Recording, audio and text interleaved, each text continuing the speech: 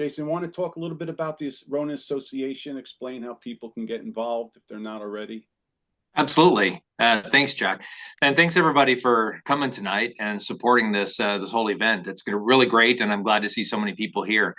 As Jack mentioned, my name is Jason Markiewitz. I'm the president of the Rona Survivors Memorial Association. You'll hear it referred to as TRSMA in many different areas. But this organization started as a group of survivors in a reunion format back in 1993. As anybody who has already seen the film knows, that the event was classified for a really long time, and most, if not all of the men, kept that classification and the story of what happened with themselves and didn't say much about it, if anything. And so in 1993, they started to form and kind of get together, and then the origins of this organization formed. Slowly but surely, over a number of years, it became more formalized, where they ended up with a set of bylaws and a constitution and officers and things, which was not necessarily how it started, but how it has evolved into what we have today. So the organization only has, as far as we know, one remaining living survivor. And we have a lot of children and grandchildren of the men aboard the Rona, both survivors and casualties, and some of the convoy crew that are making up the better part of the organization now.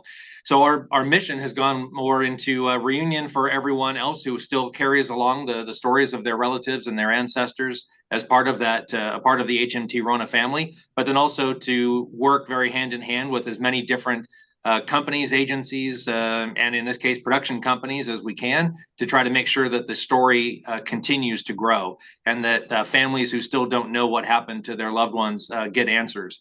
People who believe that they had family members that were on board, that we can validate that. And if they are actually members of the Rona family, that we can make sure that that's honored the right way and their name is included in the list. So it's been very important for us to try to help educate and continue telling the story over the course of the last 30 years. And thanks to Jack and Michael and the team for putting Rona Classified together, this brings it into a brand new format that now can be seen by even more people in other mediums. And so if you want to learn more about the organization, you can go to ronasurvivors.org. And that's our official website. We're also on Facebook with TRSMA as a business page, and HMT Rohna as a group. So you can find us in many different ways. And look forward to any of the questions you might have as we go forward. Thank you for the time. All right, Barb, you get any questions there to get us started? Okay, well, I think Jason answered our first question, was how many survivors are still alive? And maybe you just want to talk a little bit about our one remaining survivor. Yeah, Bob Firstman is going to be 103 years old on February 8th. Wow. Believe it, 103 years old. I was just talking to his son today, matter of fact, Rick. I think Rick is here. Yeah, so, Rick's here. If you have any specific questions, we get Rick to jump on. But we will, I think that Friday maybe we'll get a little more information. We'll talk if, we're having another one of these on Friday. Another Q&A discussion. But anyway, we're going to talk a little bit about Bob Firstman then. But yeah, as far as we know, he is the only survivor, the only living survivor still. Okay. And he's well, I won't get into it now. We'll talk more about it Friday.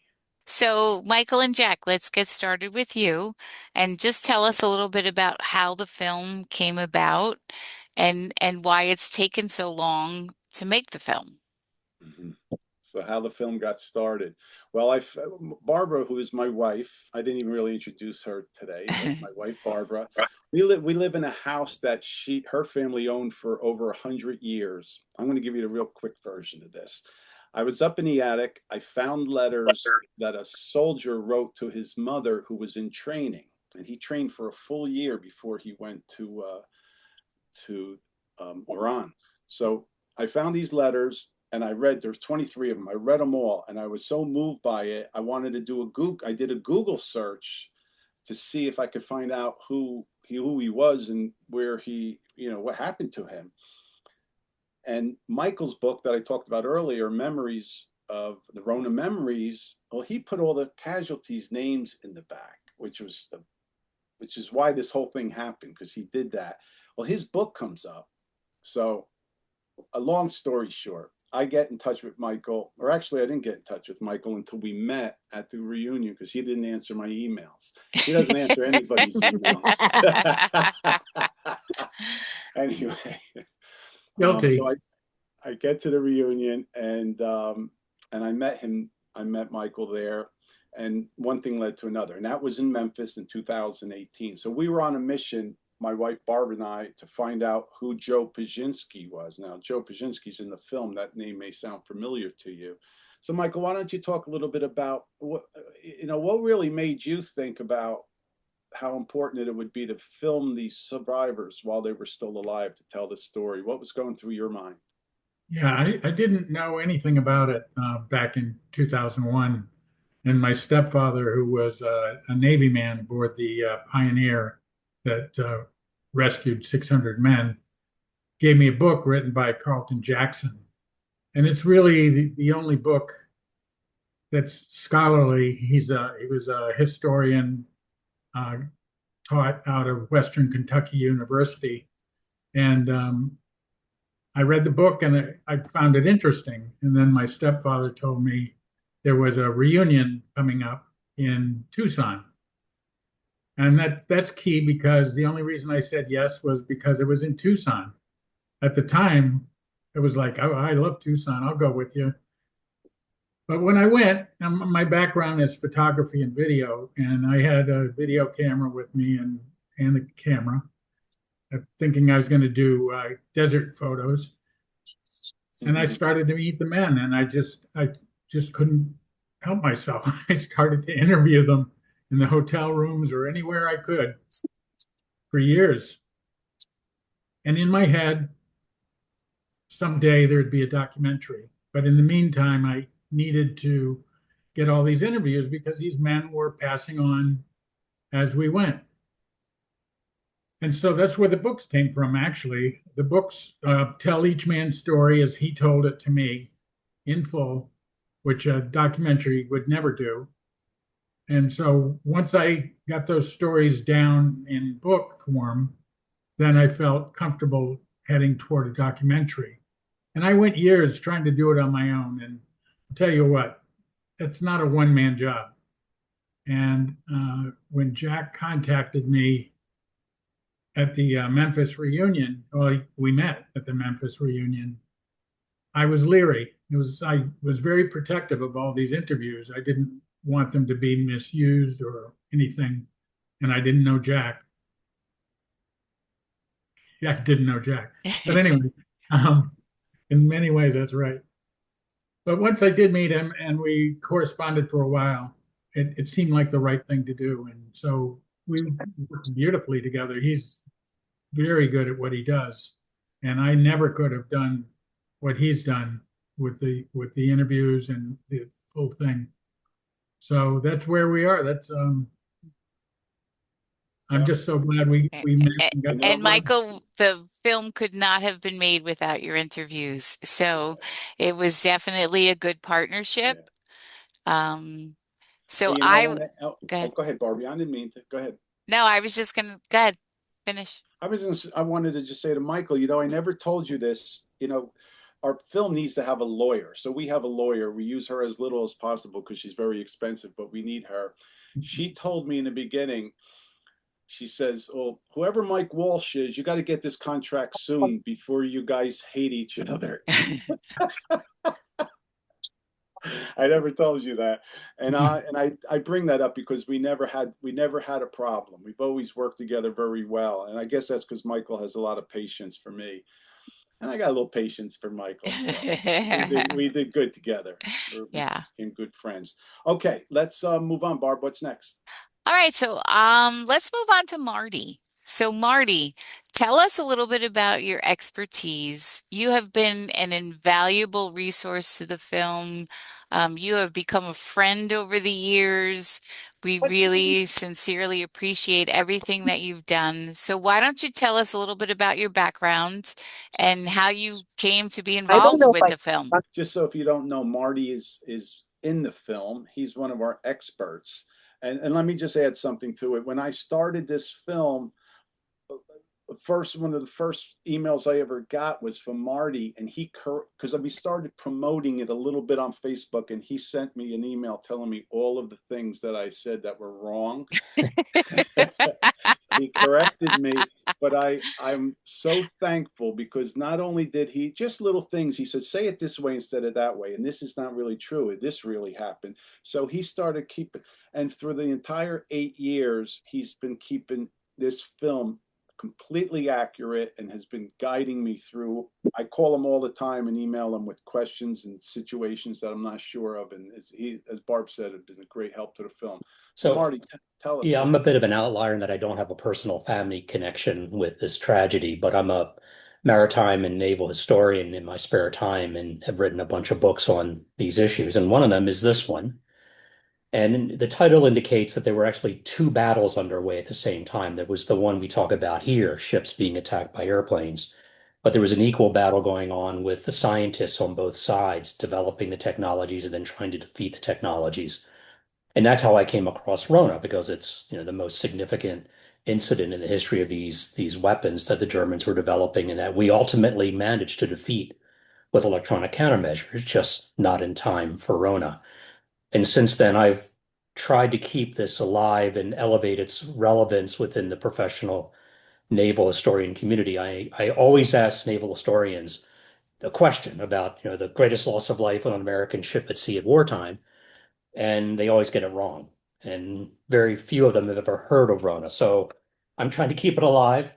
This was just published last year in the formal magazine of the U.S. Naval Institute.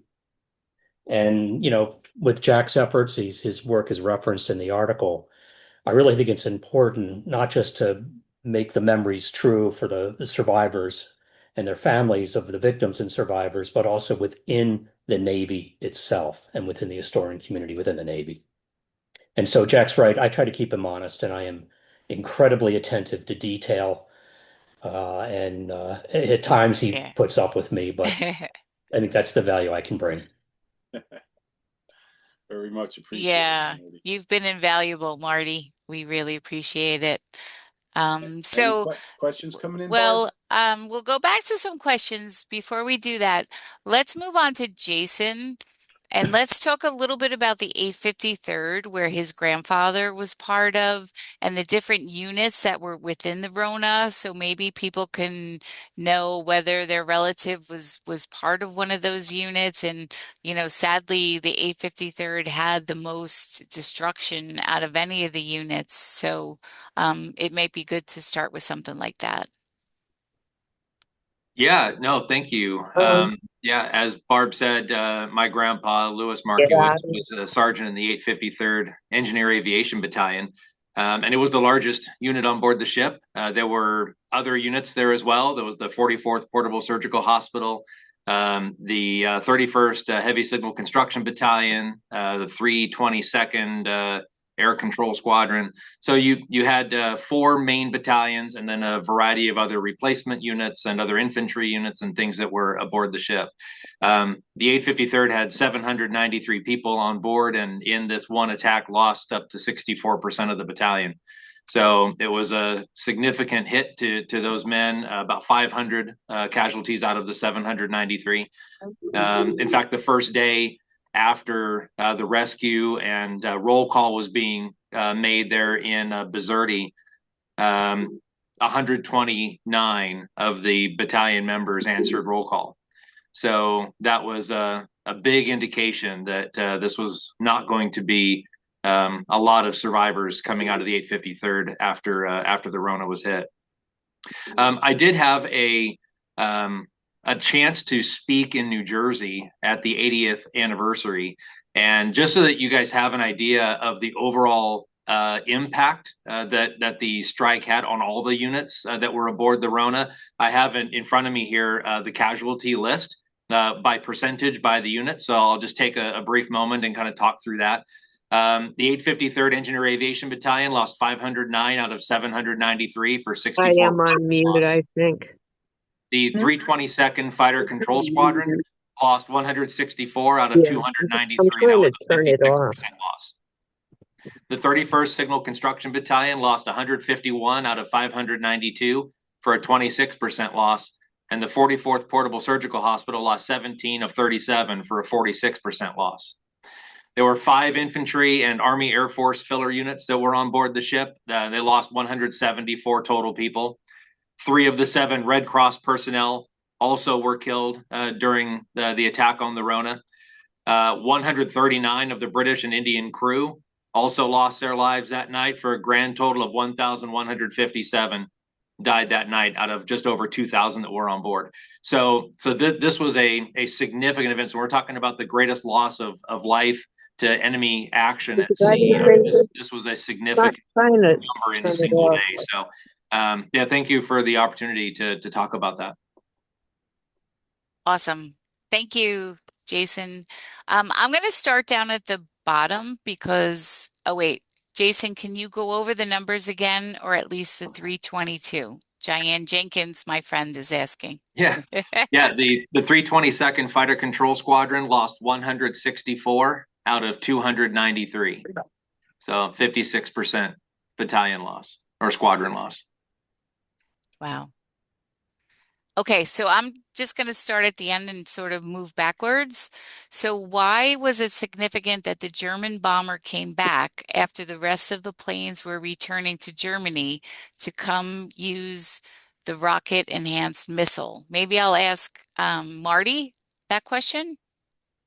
The unit in question was a new one. They were deploying these weapons for the first time. They were under tremendous pressure to have a success as they saw it.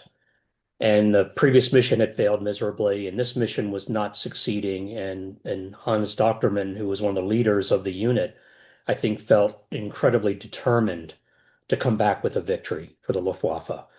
And so my sense is that he took his time. He had 2 missiles. He fired one, must not have worked, but determined to wait it out, take his time, and set up an effective strike. And it happened that the other aircraft had left, and maybe there was a lessening of awareness and alertness on the part of the defenses around the ship. And that's when he chose to strike. And as we all know, he achieved his objective at great loss. Yeah. But he was under tremendous pressure to come back with a success. Thanks, we Marty. we have a lot of information from Hans Doctorman's letters that he wrote to Carlton Jackson, the author who wrote a book as well about the Rohna attack, and that's kind of what he says in the book as well, in his notes, exactly how Marty explained it, that he needed to he knew that they had to come back with a hit, and he was determined.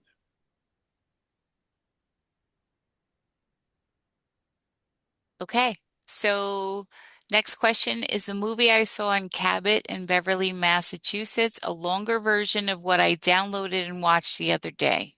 Jack, I'll send that to you. Yes, it's probably is. We had, we had a premiere. Some of you were there in New Brunswick, where the film was almost an hour and 15 minutes. And then we cut it back because we thought there were places where it was dragging a little bit. We wanted to make it a little shorter. And then we got the PBS arrangement, and they made us bring it down to 56. So is the question, Barb, is the one Is that it the same version from Cabot, Massachusetts? that we watched that's online today? Yes. No, it's not. Beverly, Massachusetts. Yeah, at the Cabot. But as I was saying earlier, this new version, although it's shorter, it might feel like you're getting less. It's just really it moves so well, and it tells the story just enough, goes through the whole process in a short amount of time. And that's always your goal as a filmmaker, is to keep the viewer interested and keep the film moving. So I'd be curious if you want to put it in the chat whether you thought it was you like this one better or you like the longer one a little better. Either one doesn't matter, but where I hope most people really enjoy this PBS version. Okay, so we have Douglas, a filmmaker here in Texas, and I think this question is for Michael. So there were video interviews done 20 years ago. That is what we see in the film. So Michael, to you. Okay. Well, I did interviews over quite a few years. The ones that you see in the film, I hired a shooter to come with me with lighting and HD and all kinds of stuff, all the good stuff that I was used to working with. I was all on my own before, and I'd just show up with a tripod and maybe a light and do the best I could alone. But in 2008, I'd hired him to come with me. He was a person I'd worked with for years, and I was very familiar with him. And so when Jack looked over the interviews, we decided that the best ones were the 2008. There's one exception. I shot one in New Jersey with a high def camcorder, which was Carlo Veterano. He showed up in the film. That's one I shot with my camera. But it was a quality thing, really. The books, that's the reason for the books, because there's so many more interviews and so much the interviews are full.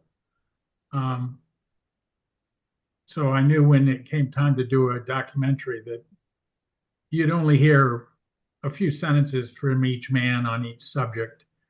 You wouldn't get their whole story. You get a new story all put together with facts and experts and the way a documentary often works. So yes, I filmed over, I don't know, probably 20 years, something like that. Eventually, there weren't any men left to interview.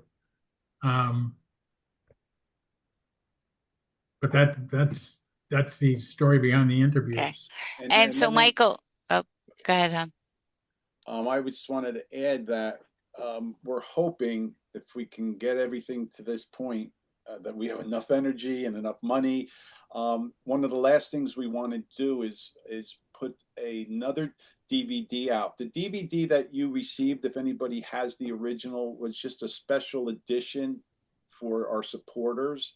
We're hoping to put out an official DVD and include extras. In the extras, we will have other interviews that Michael did and other things. Remember, we're talking about the long version of the film and then cutting it down, so we can put those parts of the film into the extras and other things. Michael filmed other events over the years, so we're looking forward to getting more of those interviews out to the next version. Yeah, we also filmed a rededication of the memorial. Yeah. And a wreath setting in Arlington at the Tomb of the Unknown Soldier. We're hoping anyway. We're Right. hoping. We hope we can get to that. Go ahead, Barb. No, and I was just going to say, and Michael, you wrote 2 books, right? Right. And all the interviews. So if you wanted to see them in print, you would either go to Amazon. How would you order them? Or would you rather have people come to you directly if they wanted them? No, Amazon's the best way to go. It's Rohna Memories. 1 and 2. Yeah, and it's not all my interviews, honestly. It's most of my interviews. I still have some that didn't make it into the books that I shot after the second book was finished. Awesome. I don't know if there'll be a third.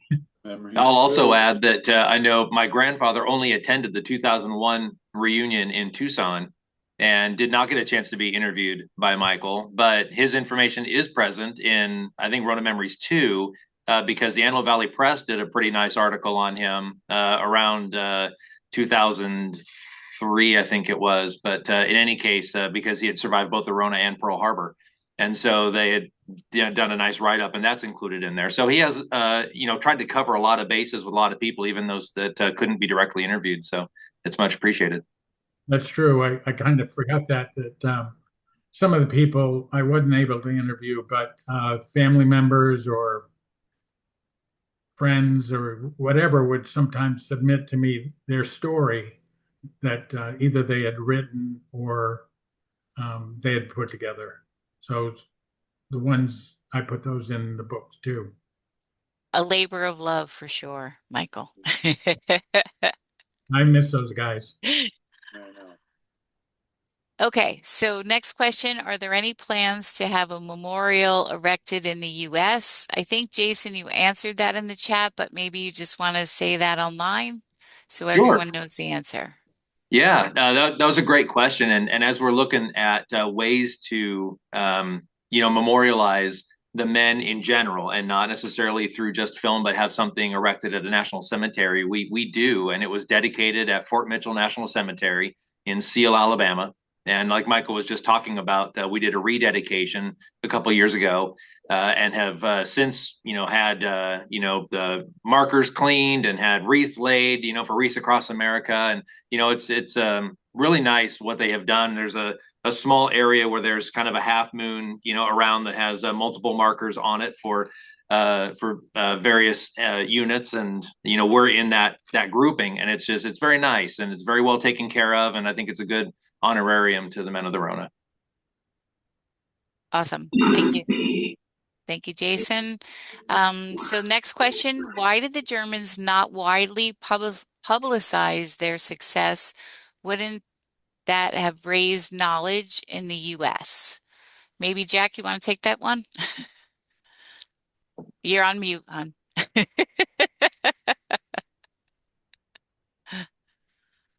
Still on mute.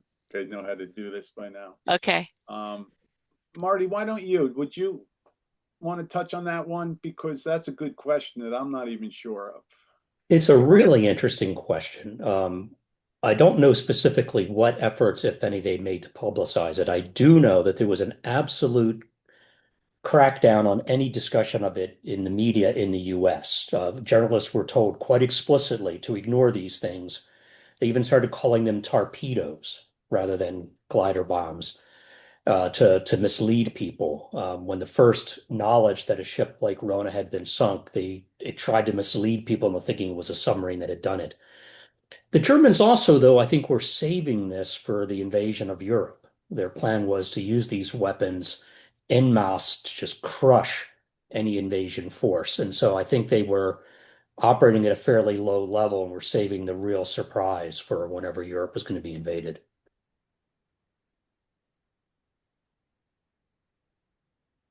Okay. So we're back to Douglas, the filmmaker in Texas. And he said, thanks so much. I've been following the progress of this project and I'm so proud of everyone's hard work. So thank you. The pace of this shorter version was fantastic. Not a slow moment ever. Super compelling. Awesome.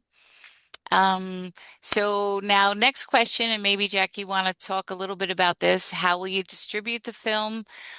Kim Amer is a professor at DePaul University and would love to order for her library. And maybe you can even touch a little bit on the whole PBS and where we are with that.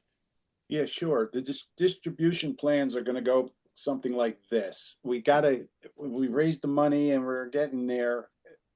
We'll get onto PBS for a 3-year contract there. After PBS, we're hoping that, like I said, we're going to maybe work on that DVD. But and I think, what was her name again, Barb? Kim. Kim. Yeah, I think Kim might have emailed us at some point. And there is a whole market for us to get this film out to educational institutions, high schools and colleges. So I hope I got back to her. If I didn't, I would want to have that conversation and get that film into their college for sure. But there's a whole bunch of digital things going on with that they're using instead of using the actual DVD like I've done on my last film. So we'll be getting there anyway. The other thing is the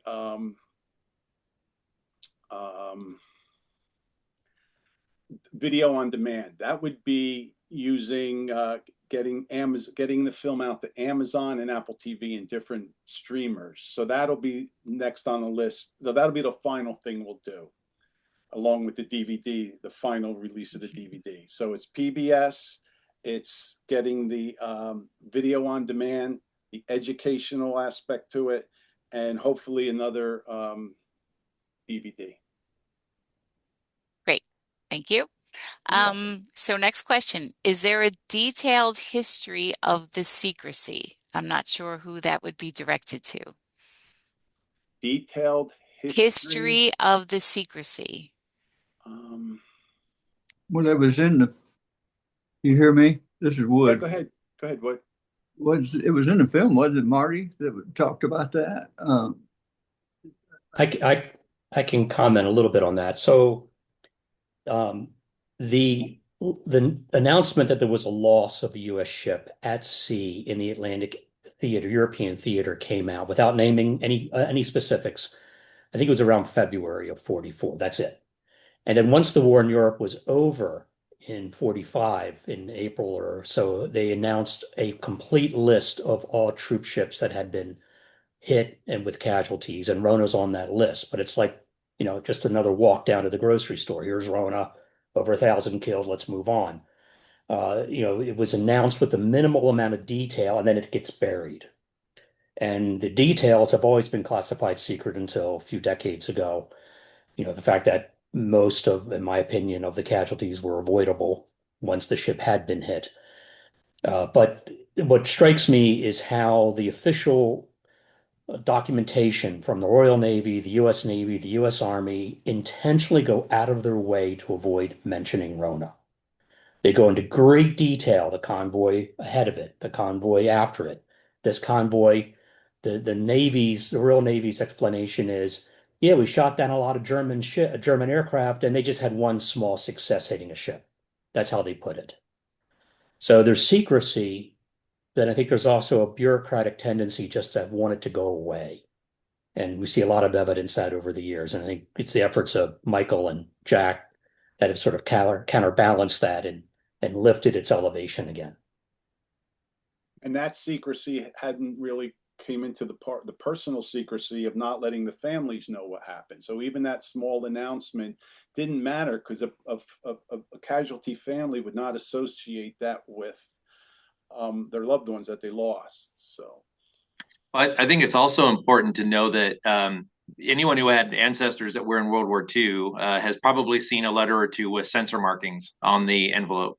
And there were percentages. Not everyone's mail was censored. There were percentages of officers, percentages of enlisted who were looked through to make sure that information wasn't being written out, but not every single piece of mail was looked at, with the exception, from what I have heard, of people who were aboard the Rona. That was a near 100% censorship on every letter my grandpa sent home has a censor stamp on it.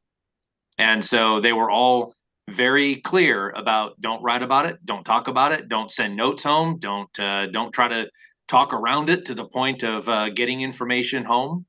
And so every single one has that censor mark on it. So all I have essentially are years of love letters, that come back, because there was never any intent for my grandpa to say anything about what happened on the ship. Great point, Jason. Thank you. Okay, so Laura Norad Alcott. It's funny, I'm recognizing some of these names, so it's great to hear from all of you.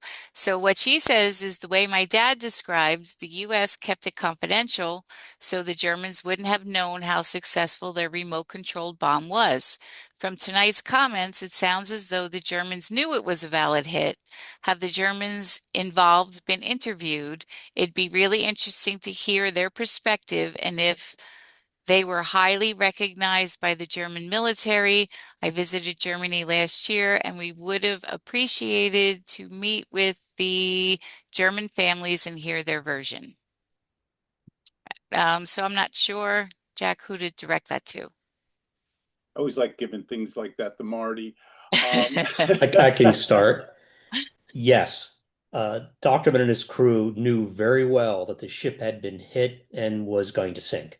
And that's in the details of how he describes their reaction on the aircraft when they saw the hit. And so the Germans were not surprised. They knew the ship was going down. They probably did not know right away the level of casualties, because when other troop ships had been sunk, the casualties were nowhere near as severe as Rona. But I suspect they had spies in Bizerte, spies in Alexandra, and over time they would have learned the loss. So we weren't doing this, I think, to keep the secrets from the Germans. That's my opinion on everything I've seen and all the documentation. But do you think it started that way though? It was in good intention when they said they didn't want the Germans to know how successful it was. Do you believe that originally? The problem is they did it originally, but they kept it classified. It's different. The British theater commander, naval commander, is the one that kept putting the kibosh on any release. The Americans seemed to be far more comfortable. And they were the ones, traveling across the Mediterranean most at risk. They seemed far more comfortable letting the families know something about it. And you saw in the documentary that a troop ship was lost in the Mediterranean with a large loss of life. They were perfectly happy providing that information. It was the British that said no, not in this case. Yeah. Can I jump in here with something unrelated? Laura, I see your middle name is Norad. I interviewed your father. I assume Bill? Yeah. And he's in one of the books. But I don't know if you know this, my wife and I were on a trip to San Antonio. It's years ago. I found a friend to help me get on base to go visit your father's grave. So he's not forgotten. He's a great guy. Great story. Michael, if we do that extra DVDs with extras, will you have that interview to make sure we include it, part of it? Sure. With her? That'd be great. Thank you. Thank you very much.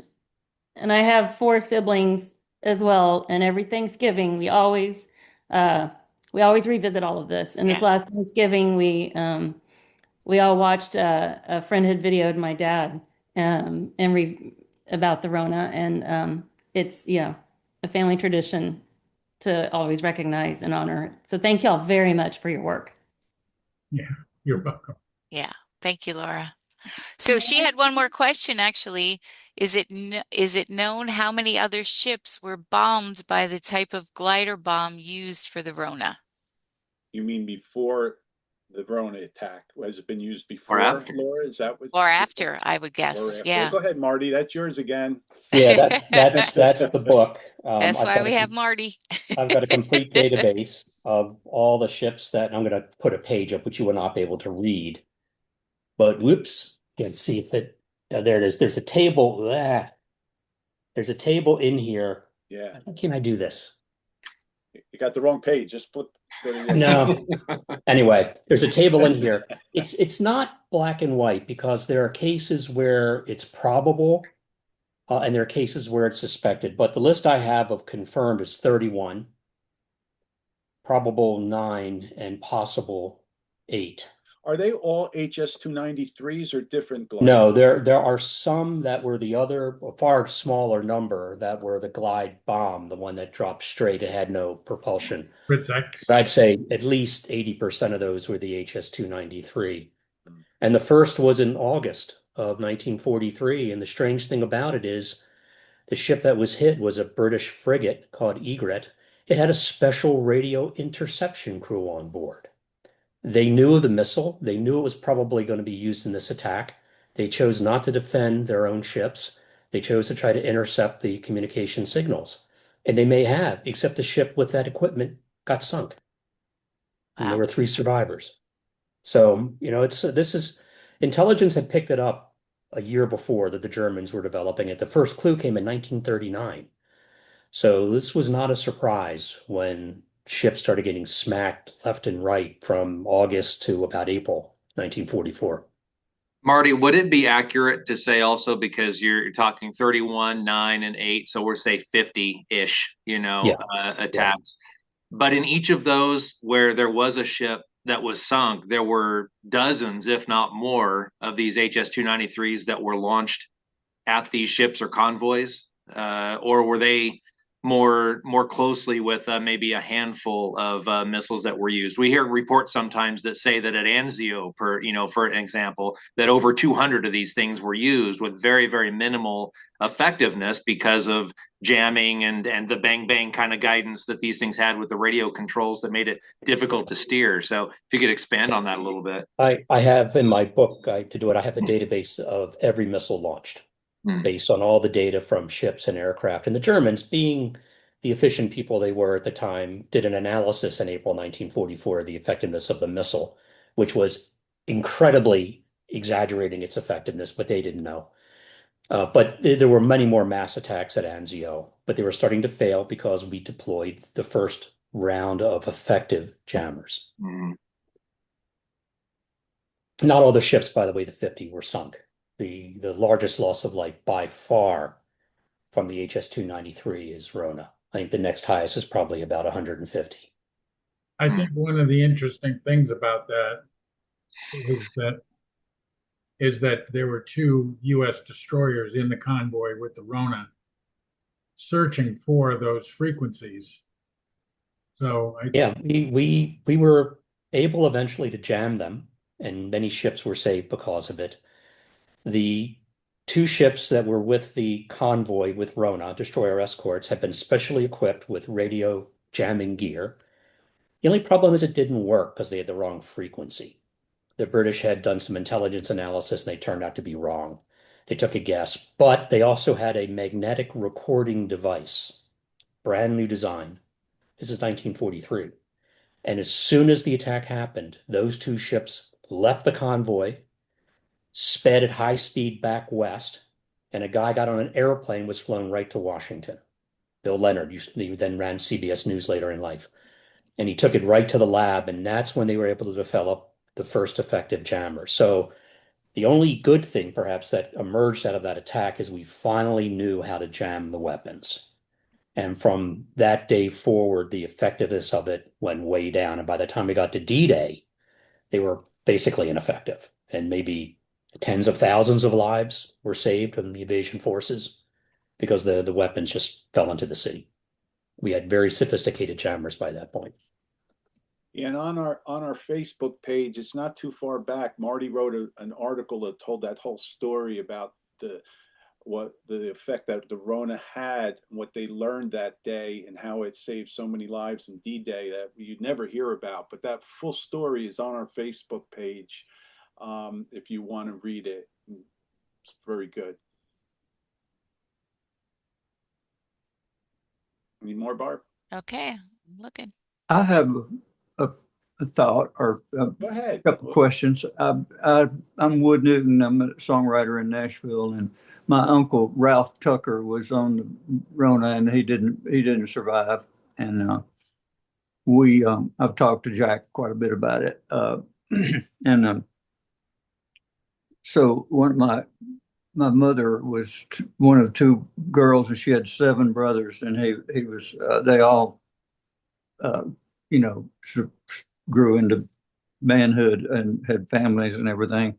But Ralph, was the one that went.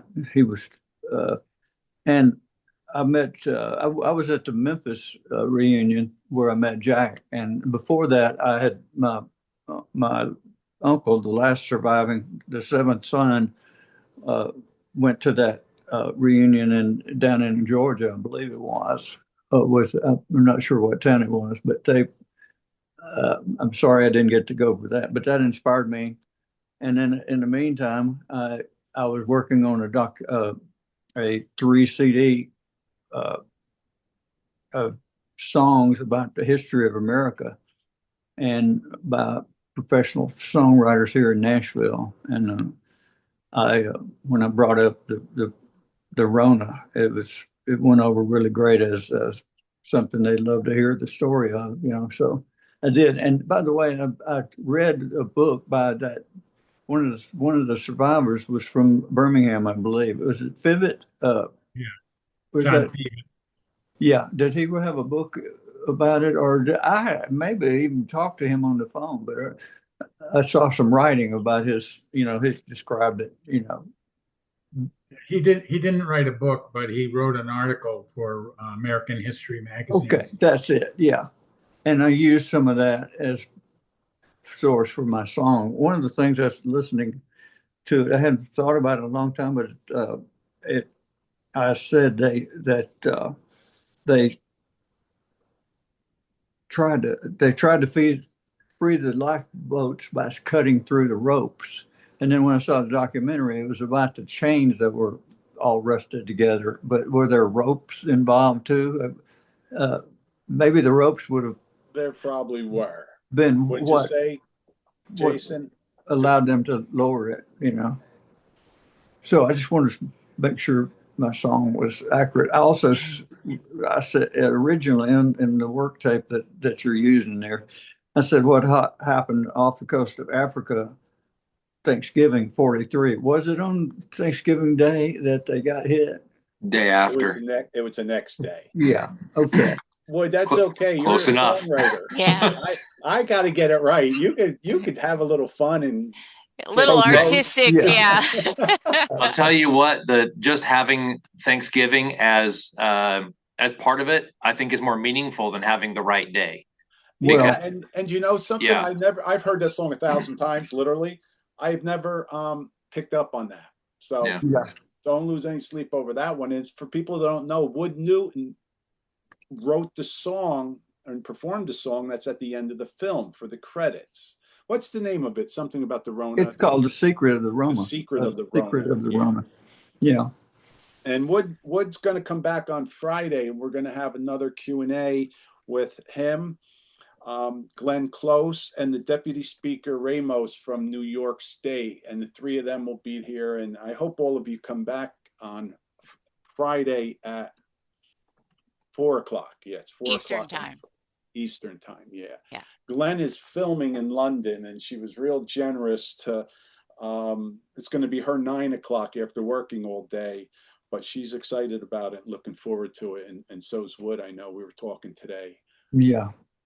That'll be great. I've got a song for her too. So I didn't know her as a singer, but What did you say? I'm sorry, I missed it. I said I have a song I have a lot of I've written about 4,000 songs, and I'm still publishing and producing and everything. But I checked out Glenn and found out that she was a singer as well. So, you know. Okay. Well, I'm there you always go. looking- Two We have a lot to singers on talk the about panel. Friday. I'm Yeah, always that's looking for awesome. singers, you know. Oh, I see. You're You going to got a pitch it Tony. to her. Okay. I think Glenn got a Tony for Sunset Boulevard, Yeah. so she can sing. Oh, you know, it's funny. We were talking, her and I, a while ago about her doing the narration for the film. And we were, because she's got a great voice. She does narrates a lot of films, and it just didn't work out. But it should be a fun discussion on Friday. Well, I'll tell you, you scored with Rory O'Shea. He did a fabulous job. Oh, thank Yeah. you. Yeah. Yeah. Yeah. Agreed. Narration Jason. was Yeah, fantastic. I tried to get a voice that wasn't so educational documentary like, and something a little more conversational. Yeah. And It was a heard win. something- It was a win. I'm so happy to hear that, because I knew I was taking a chance, and a few people didn't necessarily agree with that. Not too many, but I know a few people had mentioned something that didn't care for it as much as traditional. But I love it, and I think it adds something to just to the viewing of it. So, And as you said, it's a unique style for a film like this. I mean, everybody hears the other kind. This brings it to its own its own formula, you know, and it's great. So I would not even think twice about it. I love hearing that. Thank you, Yeah. Jason.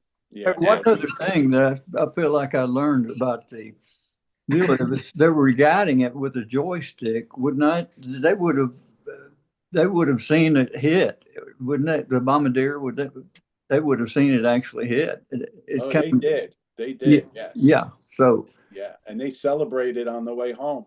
yeah, Sang songs and victory. It was a big, big deal. Yeah. yeah.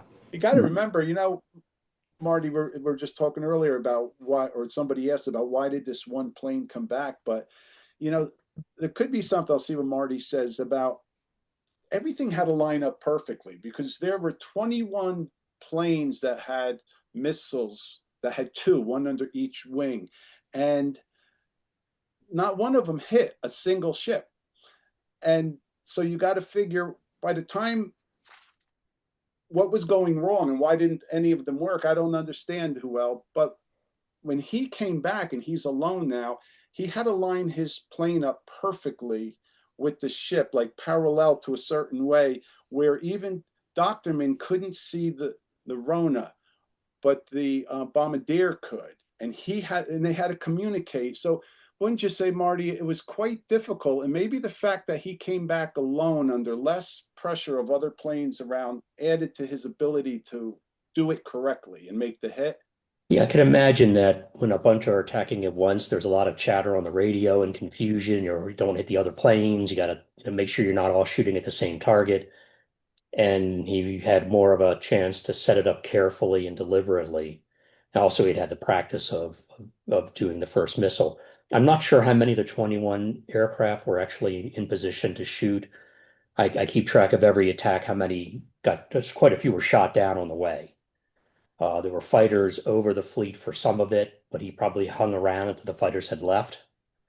So, I mean, frankly, I don't, it's a horrible thing, but I give him credit for executing his mission in a very thoughtful, careful way. He planned it quite effectively.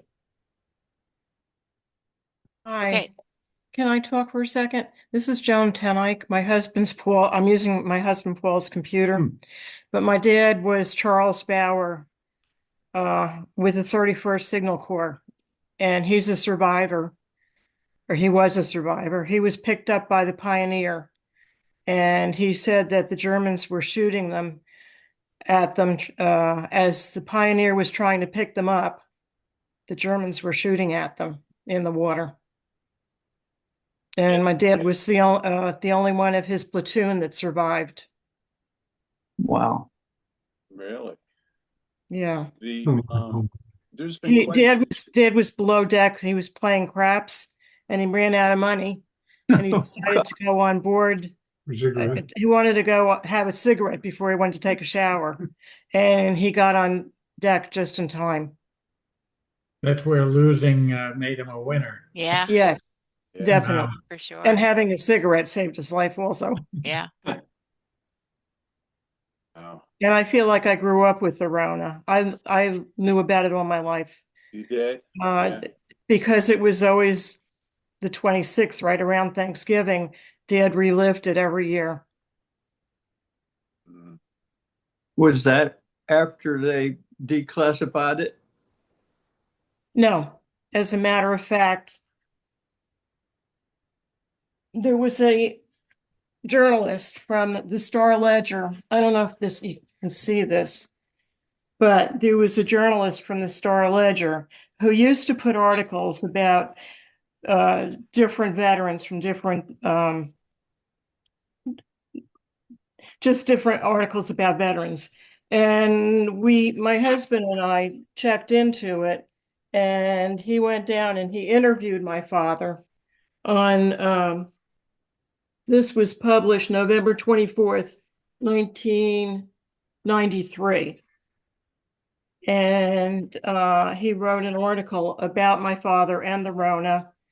And my father started having contact. People started getting in touch with him. As a matter of fact, I believe it was Carlton Jackson who contacted my father because his brother had been, I'm not sure if it's, I have to double check on these. My father's name is in these two books.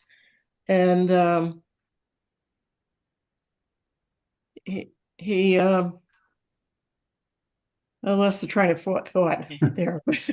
Yeah, but you're right with that article being 1993. That was the 50-year mark. That was when the official declassification was ended. But you're absolutely right that not everyone stuck to it.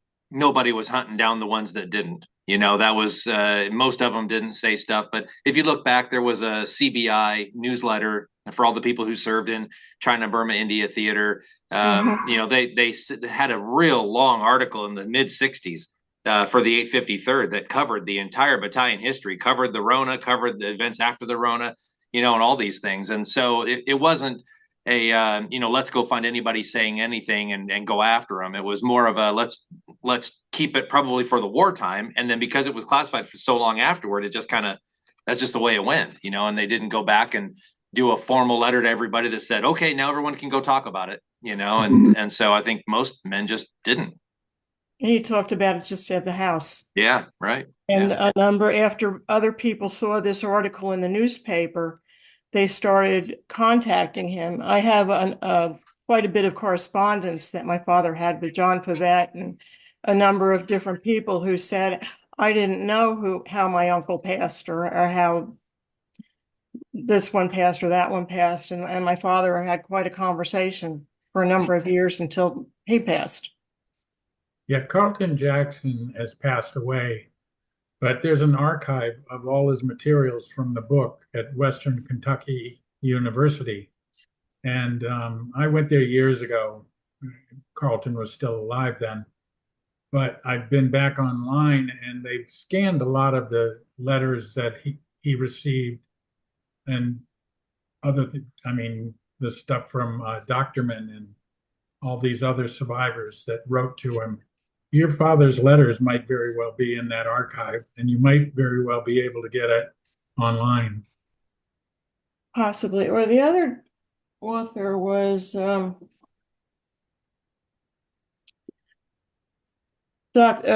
Bennett was his last name. And I think Jim James Bennett. Bennett. And it was his brother. He never knew how he's passed. And when he found out about my father's article, he said, I finally know how my brother passed. Yeah, he was in the same Jim unit. Bennett's passed away too. Yes, I heard that. Oh, thank you for sharing your story. You're welcome. I think we're just about at time.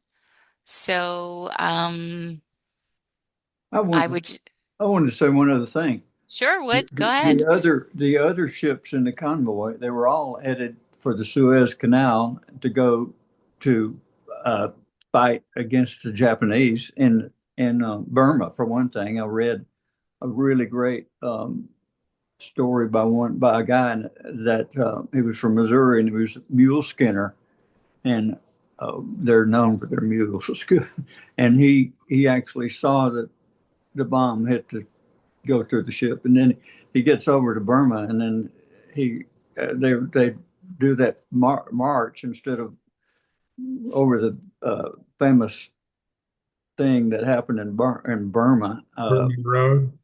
Yeah, he became so close to his mule, and he saw him slide off the mountain. And talk about tough things. Those guys. So, what happened? I want to know too. What the survivors of the Rona, did they end up serving and continue serving in? Yeah, one of them joined Merrill's Marauders. Yeah, Several of them, name's Michael, not popping even in my several. head. Yeah. That's the one I was Tony Busher. Yeah, it was the one I was thinking about, I believe. Yeah. He Wow. was a character. So Yeah, but they went to all different parts of the CBI, so they didn't all go to the same location. The 853rd were responsible for building runways for the B-29 up in the Assam region of India. The 31st was building signal relays over at Kunming Airfield there in China. The 322nd Fighter Control Squadron was working on airfields there in China as well. And then you had a lot of the fillers and replacements that some went, like Michael said, working there in Burma. A couple went with Merrill's Marauders, a lot of work on the Lido Road, all kinds of different projects, because it was 2,000 people going to fill in other units as they were rotating back to the States and replacing units that were out there and had already served their time. Yeah. Well, I've been feel so good about learning that this is coming out, and glad to be a small part of it. Thank you, Wood. Yeah. Thank you, Wood. Appreciate it. Jack, someone's asking if the recording will be available to share with families who weren't able to join tonight. Yes, I'm working on that. I'm hopefully get it out in the next few days. I'm not sure how long. Once I get it on the streaming platforms, I go through CD Baby or DistroKid, and they get it on all the streaming platforms. Oh, so you're gonna put the song, your Rona song, onto one of these platforms? Yeah. Will that be something we can announce on Friday? Where it'll be there, or it'll take time? I hope to know something. Yeah. I actually can upload these things myself. I've got 3 albums worth of songs on those platforms. Do what you can to get it up there. I think people will be asking about yeah, it I'd love to. Yeah, that'd be great, Wood. Yeah. Well, one thing is so great about songwriting is that we take a story and we tell it in about 3 minutes. Yeah. And Did it well. People's attention span. They say that Generation Z has about 7 seconds of attention span anymore. Yeah. I must have cut my songs down. Right, right. Well, I appreciate that song being in the film. It's a great ending, and you did tell the story. You recapped the whole story, and like you said earlier on our phone call, people generally turn the channel or shut off the video at the credits, and that song keeps them to the end, and we get to honor all the soldiers. Yeah. I don't know how it would end without it, and I'm so appreciative of it. We met at that one reunion, and look what came of it. And by the way, we also on our YouTube channel, I filmed Wood performing the song at the reunion, and it's on our YouTube channel. If you ever been there, Rohna Classified, just do a Google search or go to our website. At the bottom of our websites, our social media, click on YouTube, and you can hear him perform the song. You can see him. And see him. Yeah, that's what I meant to even say. Yeah, exactly. Yeah. See him.